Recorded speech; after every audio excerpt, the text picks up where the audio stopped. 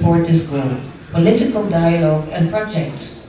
The EU delegation to Nepal has been working with non-state actors and NGOs and also the government in implementing different projects that are focused on the gender gap and are using advocacy tools to ensure that the rights of women and girls are priority issues of concern during policy debates and debates in smaller forums across Nepal. To mention a few and prominent ones, there is the school sector reform program that has already concluded and that was very instrumental in bridging the gender gap in school enrollment.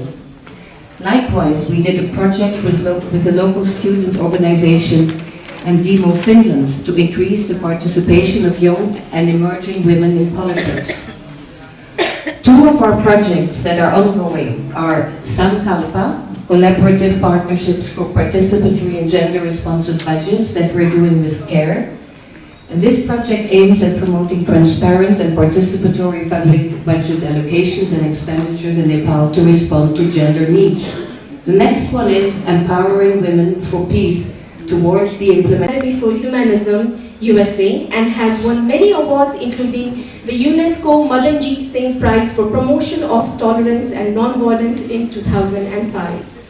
Bestowed with honorary doctorates from Ghent University and UCL in Belgium and universities in Paris, she has addressed gatherings in major venues of the world like the European Parliament, National Assembly of France, universities of Oxford, Harvard, Yale, and many more.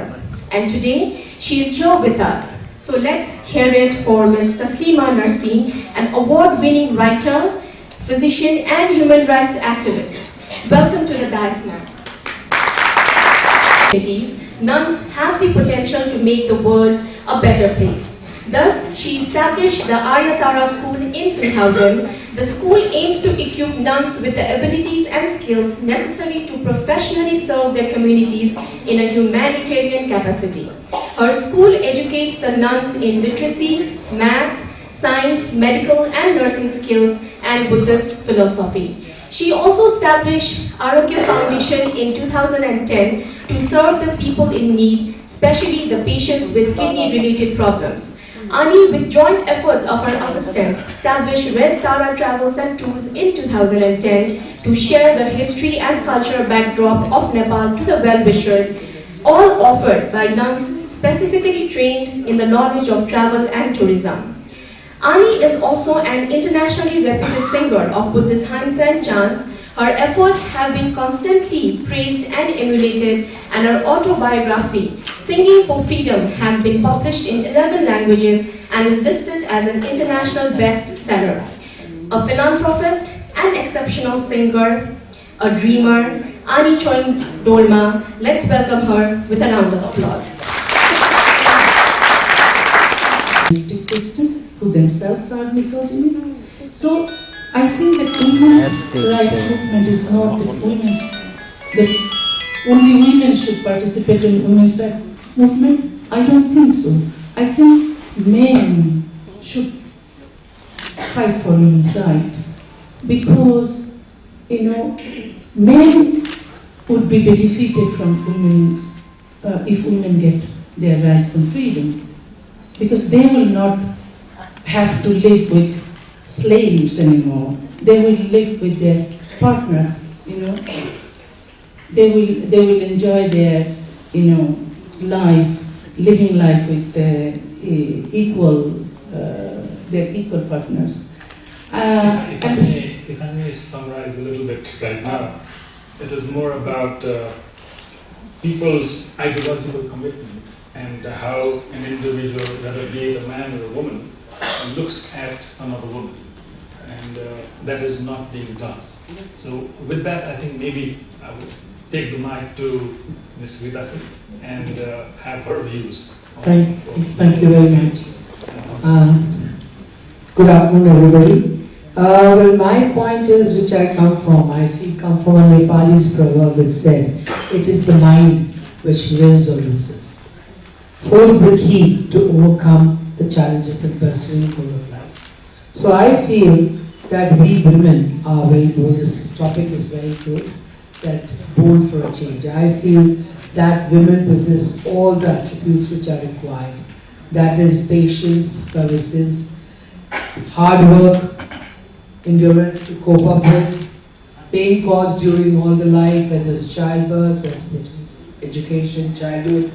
They know the value of saving. They are expert at minimizing the wasteful expenses. So they have all that. So we feel that the women are really have all these qualities, but we have to build them up. And how do we bring them up? To be bold. It starts from a. We should not feel weak within ourselves. We have to fight for it. And every time when we fight, I think we find further strength to go ahead.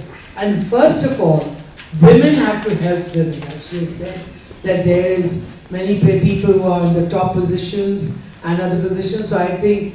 And engineering. Therefore, I made my choice to be engineer. Certainly, it is difficult for women to stand out in the area. Women has privilege and advantage. However, I am confident that I could stand up and be good at what I'm interested in. And I want to change the bias. And I'm interested. I was to be free from that environment. So I made the choice. I said, I looked for an alternative, I found the alternative, and I made the choice to escape that environment. And I was successful. For that, I had to fight against some of the odd emotions of my parents, yes. At the same time, I could also see in my mom's face that she is very happy about my decision to become a nun, but at the same time, she was sad about losing her help.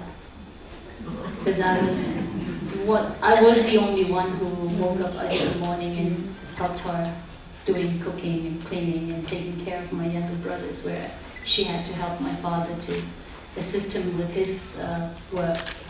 I edited poetry magazine also when I was 17 years old. Then I studied medicine and I continued editing the magazine, that literary magazine. And after I finished studying medicine, I published books, few poetry books, and then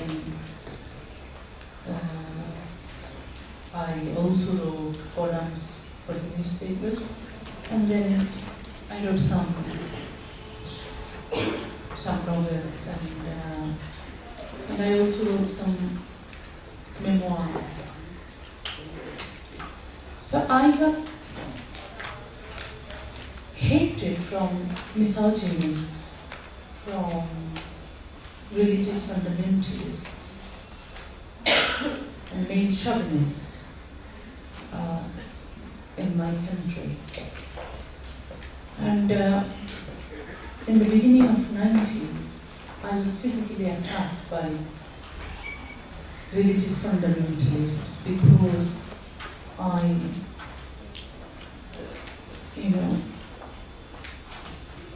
wanted women's equal rights and freedom. Though against all this anti-women system. Otherwise, there will be a status quo. I totally agree with what you're trying to say, but not to be ignorant in following the anger. Anger to be realized, to calm and compose yourself so that you can get the rights spelled out by the new constitution. This, in my opinion, needs to be done urgently, as nearly 2 years have gone by, ever since they were entitled to many rights in the social, political, cultural and economic fronts, which are yet to be translated into meaningful practice because of the absence of legal reforms.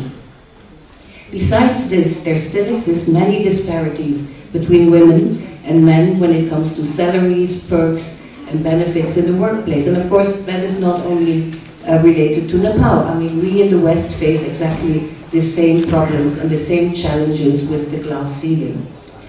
We all need to ensure that women whose contributions to the economy are very significant aren't discriminated merely on the basis of sex and gender.